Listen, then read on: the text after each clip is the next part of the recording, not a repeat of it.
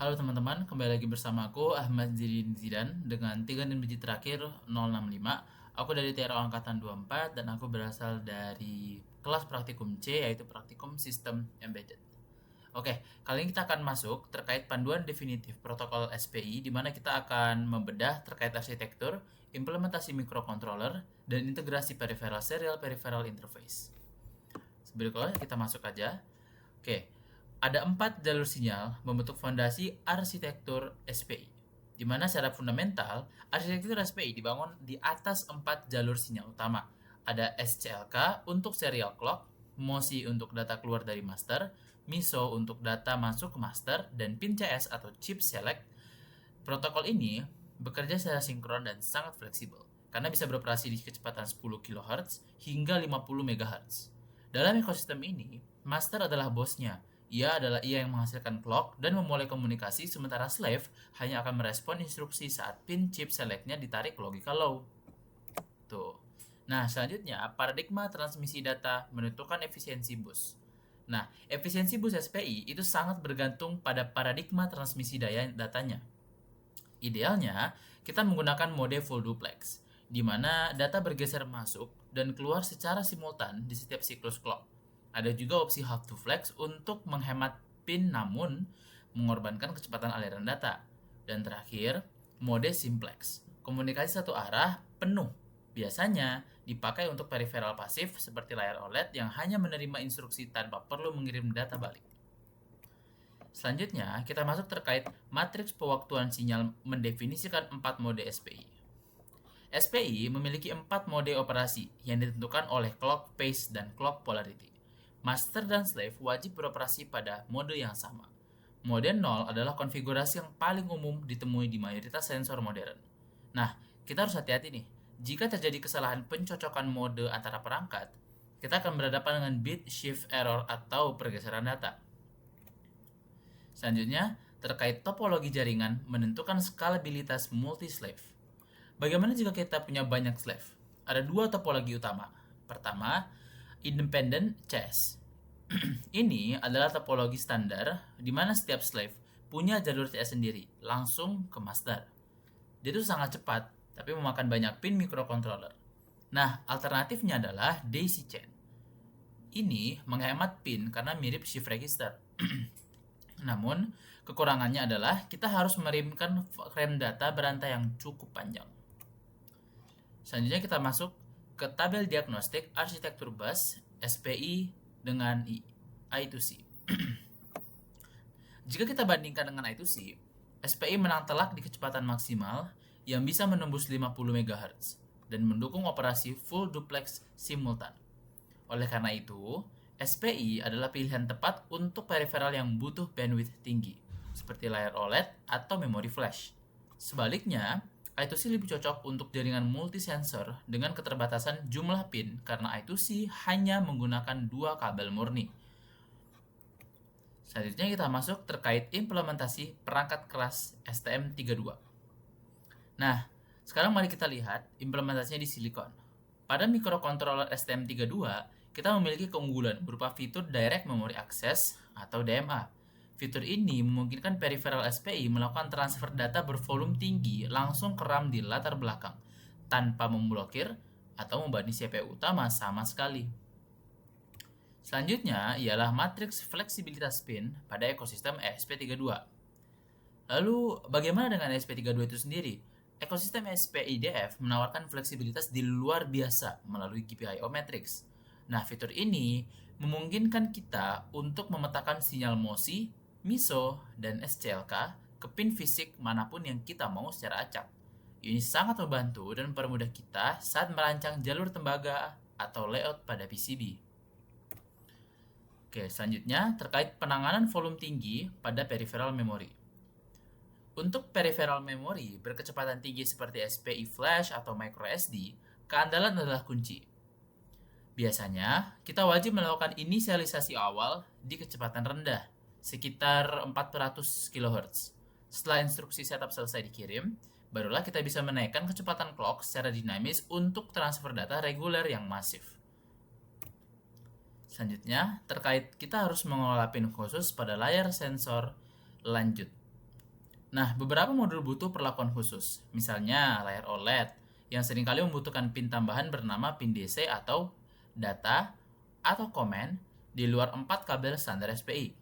Nah, selain itu, untuk sensor presisi tinggi seperti akselerometer, praktik terbaik yang harus selalu dilakukan adalah memverifikasi koneksi fisik dengan cara membaca register identifikasi atau DVID saat urutan startup. Selanjutnya ialah struktur format paket konversi sinyal analog. SPI juga menjadi jembatan antara dunia analog dan digital. Saat membaca ADC seperti MCP 3008, microcontroller seringkali harus mengirimkan bit buatan atau dummy bits. Tujuannya hanya satu, untuk memicu clock agar si slave ini mengeluarkan bit hasil konversinya ke jalur MISO. Selanjutnya, sintesis arsitektur, ekosistem multi-peripheral terintegrasi. Nah, di slide ini kita tuh akan melihat ekosistem terintegrasi. Meskipun banyak peripheral menumpang di satu bus fisik yang sama, isolasi komunikasi dijamin sepenuhnya oleh pin CS. Saat satu pin CS aktif, perangkat lainnya tuh nggak terpilih akan otomatis menempatkan pin MISO mereka ke status high impedance, seolah-olah mereka terputus secara fisik dari jalur bus. Nah, selanjutnya, panduan diagnostik fisik dan pemulihan kegagalan bus. Ini yang terakhir ya. Di lapangan kita akan sering banget bertemu dengan masalah fisik. Jika melihat gelombang sinyal yang melengkung atau membulat di osiloskop, itu berarti ada beban kapasitansi kabel yang berlebih. Solusinya apa? Kita harus memperlambat clock atau memperpendek kabel. Dan untuk mencegah bus hang, master harus selalu siap dengan rutinitas error recovery melalui perangkat lunak untuk mereset perangkat slave ke kondisi normal. Oke, mungkin segitu aja untuk pembahasan kita terkait teorinya yang kali ini. Kita akan lanjut ke pembahasan dari codingan yang akan kita gunakan. Di sini aku sudah mendapatkan codingan modul SPI. Kita akan memulai saja praktikum itu dari ESP32 dulu aja ya. Di sini kita akan menggunakan SP32 SPI LCD Basic. Di sini kita akan menggunakan mainnya di sini. Nah, teman-teman, di sini bisa teman-teman perhatikan kalau di sini kita menggunakan codingannya sebagai berikut. Kita menggunakan perintah include, ada FreeRTOS dengan perintah SSH juga dan lain sebagainya. Ini kita menggunakan define-nya seperti ini, perintahnya. Ini SPI transaction helper-nya, codingannya berubah seperti ini, perintah dikirim menuju LCD-nya seperti ini, mengirim data ke LCD itu codingannya seperti ini. Ini data buffer ke LCD-nya seperti ini, inisialisasi LCD, configure GPIO pin-nya. Lalu di sini ada untuk settingan hardware reset, di sini settingan software reset, di sini ada yang untuk sleep out-nya, di sini ada untuk pengatur frame rate-nya, di sini ada inversi display control-nya, ada power control juga di sini. Di sini ada vcom control, inversion off, memory access control atau rotasi, control mode di mana kita akan menggunakan 16 bit, gamma correction, normal display on dan lain sebagainya. Di sini sudah mencapai sekitar 300 line ya, 300 baris. Sini ada untuk cek errornya juga dan lain sebagainya. Nah, di sini kita menggunakan platform I/O sebagai berikut. Kita menggunakan SP32 DevKit ya, maka platformnya itu seperti ini. Kita menggunakan board SP32, frameworknya SPIDF dengan monitor speednya 15200, monitor filternya SP32 exception decoder. Seperti itu. Build flag-nya harusnya udah ada, cuman harusnya dia ada sendiri. Nah, selanjutnya kita akan masuk ke bagian multinya, dimana multi ini kita penyambungannya ya. Nah, kalau ini multi DSP32, multi DSP32-nya itu seperti ini. Seperti ini. Dan untuk platform I/O-nya kita menggunakan ini. Ini untuk codingan dari multi itu sendiri. Di sini bisa teman-teman lihat, ini ada SPI transaction buffer. Terus di sini ada konfigurasi untuk SPI slave interface. Lalu ada di sini ada konfigurasi untuk SPI slave interface. Ada modenya. dan lain sebagainya. Ini ada bagian inisialisasi SPI slave interface-nya, ada prepare send buffer dengan counter value. Di sini ada penunggu untuk transaksi. Ini untuk mengecek jika kita telah menerima data. Ini untuk toggle LED on successfully transaction. Lalu ada configure LED dan lain sebagainya, ESP Logitech, seperti itu. Oke, nah ini untuk di multi bagian ESP-nya. Kalau untuk di STM-nya itu seperti ini.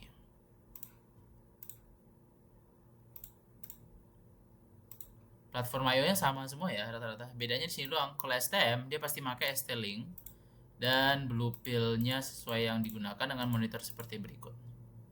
Nah, untuk main C-nya seperti ini. Ini untuk bagian multi di STM-nya seperti ini.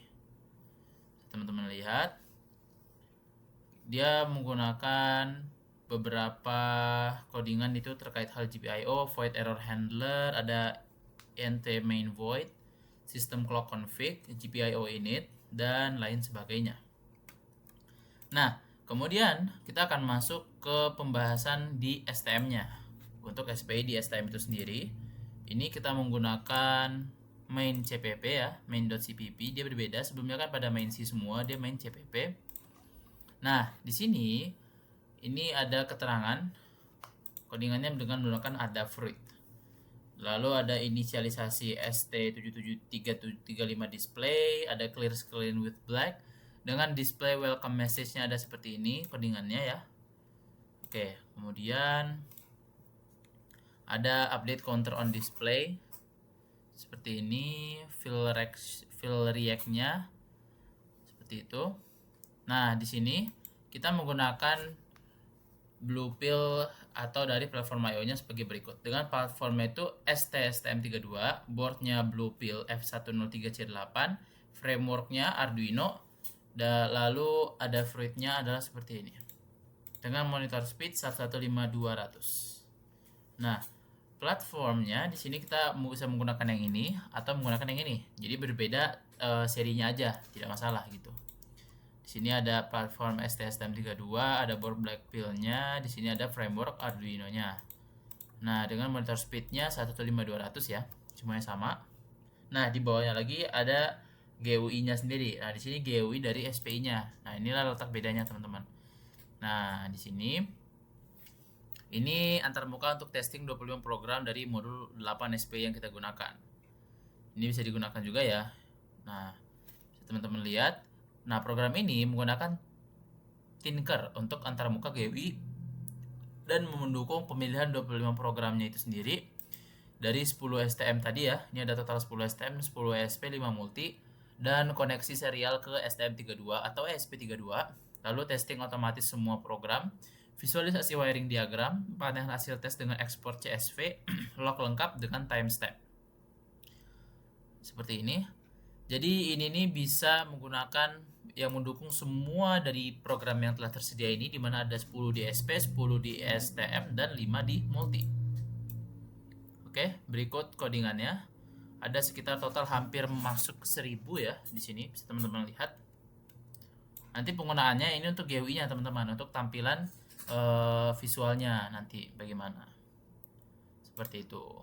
Oke, sekarang bisa teman-teman lihat, ini banyak ya, mungkin nanti aku akan masukkan aja. Oke, selanjutnya kita akan masuk ke pembahasan di videonya aja. Kita masuk aja di videonya.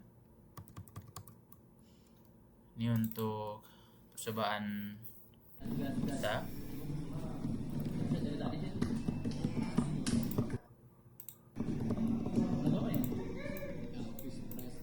Oke, ini udah sukses ya di upload ataupun di build itu sendiri. Nah, di sini kita menggunakan rangkaian seperti ini. Udah sukses, maka langsung aja kita upload. Berarti tadi proses build ya, belum diupload. Nah, ini udah diupload. Nah, kalau sudah, oke, kalau sudah masuk, dia masih membaca, jadi kita harus nunggu dulu. Nah, udah sukses, maka kita buka di serial monitornya. Nah, dia akan muncul keterangan seperti berikut. Nah, dia akan muncul keterangan per beberapa penentuan yang udah kita tentukan. Nah, sesuai di sini. Seperti itu. Nah, selanjutnya itu ada di percobaan ini, di mana percobaan ini menggunakan SPI. Ini program yang kita gunakan. Ini Kita kenapa build. tiba-tiba nongol nih? Ini apa nih? Tak kira meh program komunikasi STM karo Kemudian kita akan buildingnya. Ya. Sukses. Kedepannya. Ini siapa nih? Lalu kita upload aja. Dia tuh dia. Kalau udah sukses kita upload. Kita tunggu dulu. Nah, ini loh. Kok iki? Dia sing internet itu. Tunggu. Oh, Nah, kalau sudah sukses baru kita upload. Nah, dia udah masuk di situ. Nah, seperti itu bentukannya. gue disuruh dipo. Maksudnya bener-bener sama gitu loh, bedain lah. Ya beda. Udah? Sip. Pil. Nah, kemudian yang terakhir ini Kabar. apa? Kalau sukses bisa. Ya kan kalau sukses mah. Nah, sukses. Ini yang coba kita ulang dari awal. Kabar. Apa?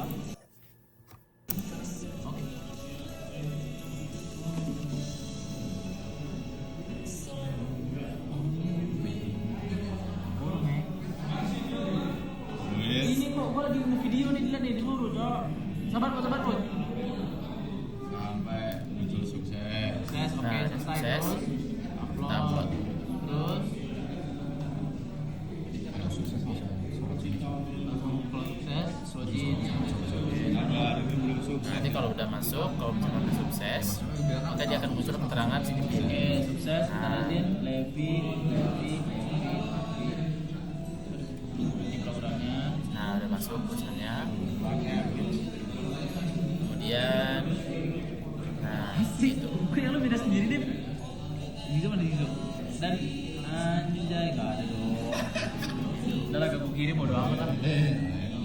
Nah, oke. Mungkin segitu aja yang bisa aku sampaikan pada pembahasan kita kali ini. Terima kasih, sampai jumpa di video lainnya.